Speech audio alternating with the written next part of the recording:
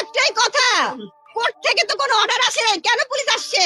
Police আইছে তোমারে ধইরা নিতে। তুমি যে অনলাইনে নোংরা কথা ছড়াইতাছো এজন্য পুলিশ আইছে তোমারে ধইরা নিতে। কি কি মনে করছো পুলিশ তোমারে ধরতে পারবো না? তুমি অনেক বড় হেডাম লইয়া চলো, এইবার হেডামে কাম হইব না। পুলিশে তোমারে ঠিকই ধইরা নিব, আর ধইরা নিয়া ঠিকই বইরা দিব। না মানে জেলের ভিতরে বইরা দিব আর কি। তোমার নামে অনেক কথা রেকর্ড আছে। তুমি যে মদ খাও এটা কিন্তু স্বীকার করছো। আমি মদ খাই, রাজু মদ খায়, এবার আমি বৈধভাবে মদ খাই, লাইসেন্স করে মদ খাই। হ্যাঁ, তুমি সরকারি ট্যাক্স দিয়া চলো, এই জন্য তো এখন পর্যন্ত তোমারে পুলিশের লোকেরা ধরে নাই, গ্রেফতার করে নাই। ঠিক আছে, বুঝলাম তুমি অনেক পাওয়ারি লোক, তুমি লাইসেন্স কইরা সরকারি ট্যাক্স দিয়া তুমি মদ খাও, কিন্তু অনলাইনে যে নোংরা কথা ছড়াইতাছো এটার জন্য কি হইব তুমি জানো?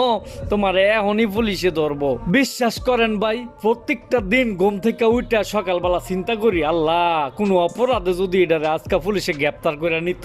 ভাই ওরে পুলিশে গ্রেফতার করে না, আমার মনের আশা অপূরণ হয় না ভাই।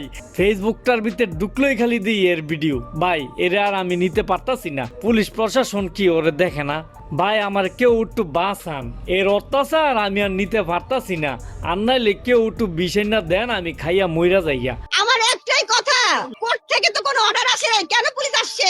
বাইরে ভাই, কোর্ট থেকে কোনো অর্ডারও আসে নাই, কোনো পুলিশও আসে নাই। কে রে জানেন? কারণ ওনার নামে কেউ কোনো অভিযোগও দেয় নাই, এজন্য কোনো পুলিশও আসে নাই ওনারে গ্রেফতার করতো। আর ওনার যে ক্যারেক্টারটা, এটা সবাই বিনোদন হিসাবে নিতেছে। আরেকটা কথা, এই ঝামেলা পুলিশের নিয়ে কি বিপদে পড়বো নাকি?